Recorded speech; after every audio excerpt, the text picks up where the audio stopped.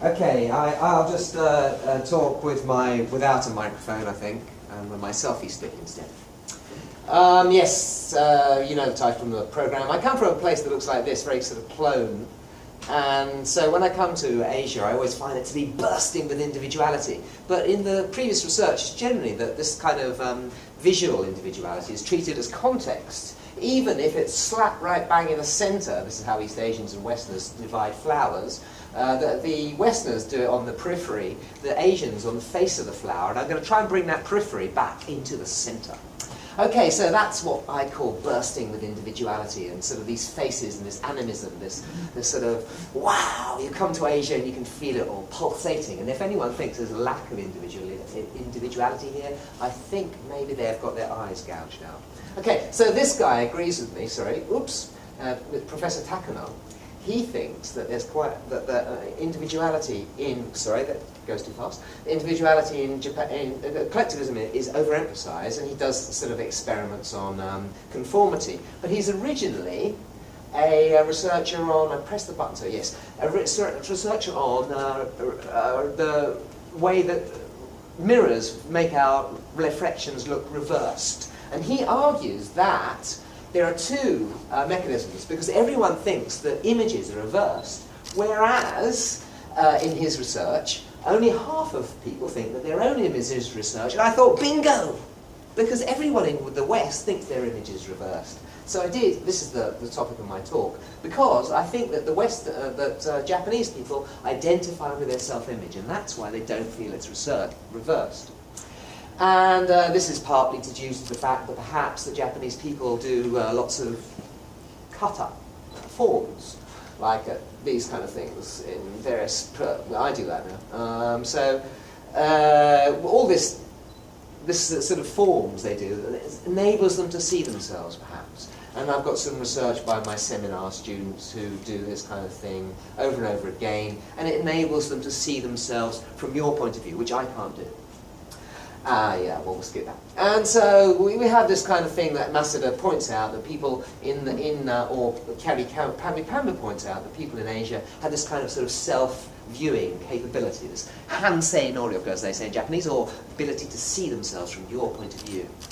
And yes, we'll carry on. And this is not only me. For instance, others have claimed that the Japanese personality is their face. How could this be possible? You know.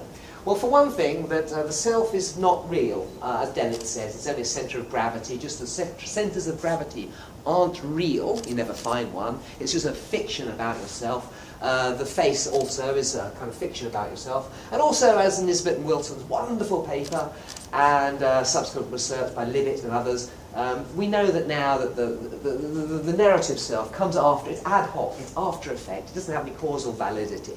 So if you take that, then all the self is a kind of reflection. Westerners have a tape recorder in the head, as Ishii Sensei has now proved, whereas Japanese people have a mirror in the head. Are we going to go to the mirror? Boop. No, it's going to skip it. Oh, there it is. Japanese people have a mirror in the head, and so they think of their face as being central. And Wasuji points out that, why is it going so slowly? I click and it ignores me.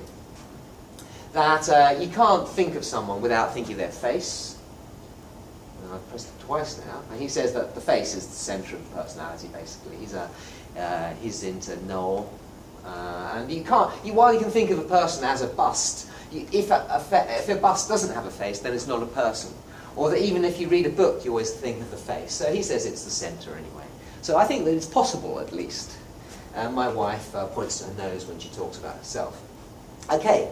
So let's go on. Oh, this is the sort of thing that Masuda points out, the sort of view from the eye in the sky that Japanese people draw when they draw pictures, or even from right above. You know, that children even can see down upon themselves like this. And this is very, very Japanese as far as I'm concerned. And also, as I've demonstrated, Japanese much more likely to use visual thought.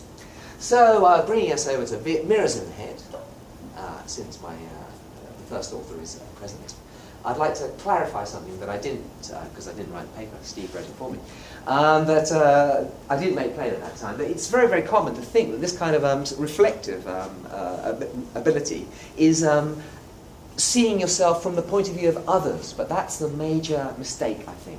of our paper is that it's not seeing the point of view of yourself as others, but the other, a sort of a special other that is you. And this is demonstrated by previous research. Oh, it does enable you to take perspective taking as well. I won't introduce this because I don't have time. It does enable perspective taking, but it is also the opposite of an audience. If you have a mirror in your mind, you can forget the audience. I can ignore you. I usually use the example of fashion, which Japanese people are very good at. If a Japanese guy goes to university, changes his hair colour to blonde, as they often do, he might feel embarrassed, go pink. But no, because he's got a mirror. So it doesn't matter what you're all thinking. Hey, I like blonde hair. And that is the previous research demonstrate that. If you have a mirror, then you can do these things with your visual self-expression that you can't do if you don't have it. And that's where I'm coming from. I'll skip that too. Lots of visual self-expression. If you look at Japanese people, they're L-shaped because they have these big, long, pointy boots. Next time you see a Japanese person, have a look at his boots. Anyway, so I've done this with self-representations, which are vastly bigger in Japan than in the States, and 20 years ago with photos. But anyway, so yeah, I did an experiment. Takano found what is to me an important difference in that is that Japanese people don't feel themselves to be reversed, whereas Westerners do. This was initial, just an either-or, then I did Likert scale, and you can see it's all pretty, what's the word for it? I've got my asterisks in there, my P's. So, then I tried to correlate it with things, and it bombed. First of all, I tried to correlate with a sort of a Japanese-style self-esteem. As you know, self-esteem is very, very different, thanks to Steve's research. But as Steve points out, he doesn't treat it as something that's very realistic. However, I think that, the Japanese people like full in your face. If you look at them, like, oh no, I can't do anything, but like their comportment, etc. But unfortunately, this Japanese Prime Minister, and I demonstrated this 20 years ago in this room with photography, but unfortunately the Japanese Prime Minister takes it all seriously. And so all this positivity is not taken seriously by the sort of the powers that be. And I tried to sort of find some kind of correlation with, this time, with this sense of non-reversedness and some other measure of, say, self-positivity. Well, what measure did I use? I didn't use of subjective well-being, which, as far as I'm concerned, is exactly the same as self-esteem. It's just, I'm full of it. I think I'm wonderful. But no, don't take this seriously. Stop it, Mr. Abe. He sort of says, well, yeah, the Japanese people have got to sort of say, I'm wonderful too, but it's all BS. Okay? So skipping what Abe says, in fact, well, no, not skipping it, because in fact, self-esteem correlates with all sorts of really horrible things. And despite the fact the Japanese have the lowest perceived health status, they have the highest life expectancy, or the fact that the obesity has a massive high correlation with high self-esteem. Because if you tell yourself you're wonderful, you can just eat as much as you like, which is what we do. However, there are other measures, such as this one here, and despite all this research on holism, no one points out that holistic, that is that one and that one, resemblances are found to be more happy than looking at the details, and which is what Westerners do, because we're all inside our head whispering to ourselves like this, I'm the squares. Blah. But if you're out there in the world, then you see the holistic resemblances. And that's what Japanese people do, but unfortunately it didn't work, because not only was there no cultural difference, it's non-significant. But that's quite good though, because the linguistic differences are massive. The Japanese people are as depressed as the suicidal Americans, supposedly, which is utter rubbish. But that, the Prime Minister is taking that for real. But at least here, the Japanese are slightly happier than Americans, as we know, because they do holistic things. Another thing I tried out was, how would you turn that into a face? And you might put one eye in there, or two eyes, and I thought that perhaps, if you think of your face as being a sort of an autonomous thing, you'd put the two, but again, that didn't result in a difference. I sort of did all sorts of shapes, and no, it didn't work. Japan and the West weren't significantly different, and also both of those things did not correlate with my dependent variable, thinking your mirror is reversed or not. Didn't correlate. The last one is my best one, and that is a comportment. Comportment scale, which is unvalidated, but it's just all my seminar students got together, and it's what I feel is one of the most characteristic traits of Japanese, is that they have this sort of, you know, you can spot them, even in Asian cities. I can see a Japanese person. Not only does he have long boots, but he still stands like this, showing you that their thighs are thin and that they're like upright. And they do all this stuff with, you know, passing things with both hands, and I don't know, it's sort of like you can spot a Japanese person, and that predicts social adaptation in Japan, success in Japan. So I thought that maybe that might correlate with this sort of thinking that that is me in the mirror. Unfortunately, it didn't. While there is a strong correlation between social adaptation and comportment, I never get the sort of the interrelational, just like as Steve points out, AIT never gets this interrelation, never predicts anything. So all of my measures, you know, self-realizations with manga, not seeing yourself as reflected, comportment, they're all sort of isolates, which is very sad. Anyway, the importance of this, I use it recently in tourism. Japanese people, instead of doing all this dark tourism, you eat snake, they go everywhere going, yay, yay, this, and they all look at the nice things, and they take selfies with them, groofies, I think they're called.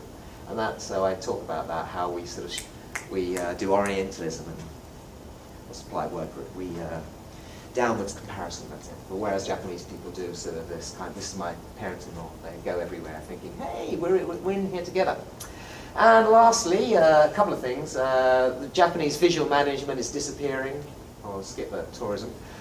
Which is very, very sad because it's not taught in universities, whereas the Japanese, Toyota and all the rest of it did this thing called 5S, where everything is made visual in the real sense of the word visual. You know, open plan offices, all the tools are up on the walls, the company policies in a poster, and this is dying out, unfortunately, like Kanban, because everyone's taught by people like me to use scales like everyone else uses. Ouch! My university is going to be using scales and linguistic stuff from next year, and I'm going to have my salary cut because there'll be downwards comparison. Anyway, but last of all, and this is the most serious thing I'll end on, is that due to all this this whispering that we do, come on, my slides are slow. I've got 2 minutes. It's okay. Yes, it's okay. No, it's disappeared. Hold on. Here we go. Skip the management. Okay, this is my recent presentation, or 2 years ago in Guam, is that we're killing people, alas. Because all this language thing that comes in, that the Abe, the Prime Minister, is having counsellors in every school. But previous research shows that if Asians talk about their problems, it's the same as being made to look in a mirror. The Westerners are increasingly, suicide ideation is increased by mirrors. We hate them. Talk about it. Your blood pressure goes up. So while we've been whispering to ourselves, Asian children are dying. That's my conclusion. Thank you. And we've got time for, I finished a minute early there. We've got time for 6 minutes of questions that anyone would like to ask questions of.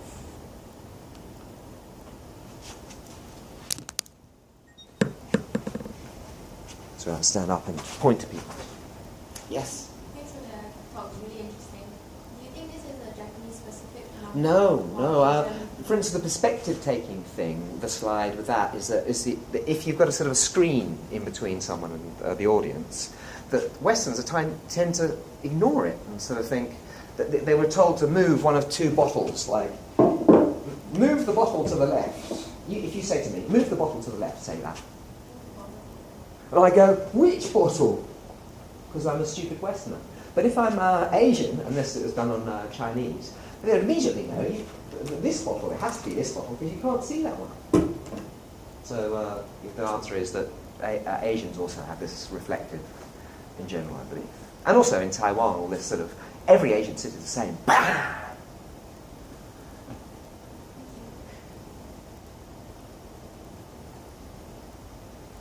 Sorry, is there any other questions for anyone?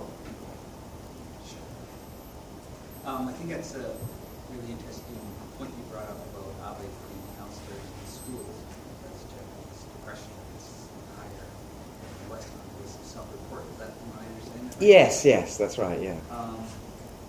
And because there is a big field of research showing that seeking social support, including therapy, counseling, is stigmatized and avoided among East Asians. And I think this sort of highlights the problem of taking a phenomenon that's been found in one culture and exporting it sort of without attending to all the way that it's packaged up in cultural values and others. So I share the concern with how this might have some harmful consequences. It seems like a good intention to try to address what is perceived as a problem.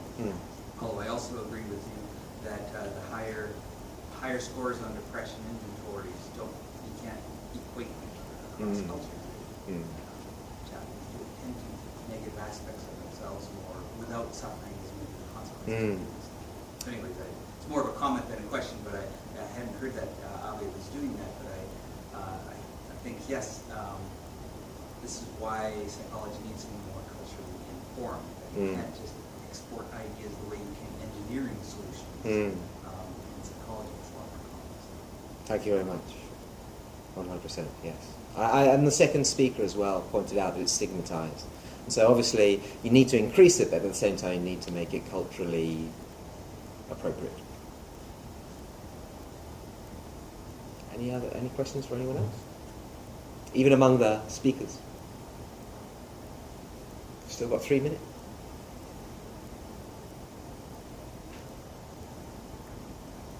Can you just clarify why holism is happy?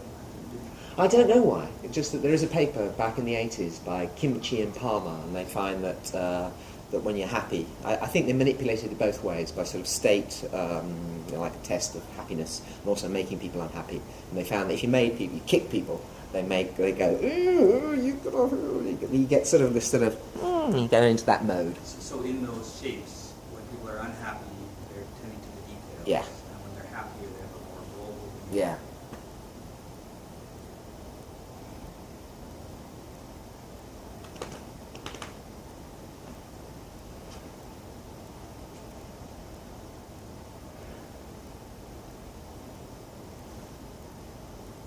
Well,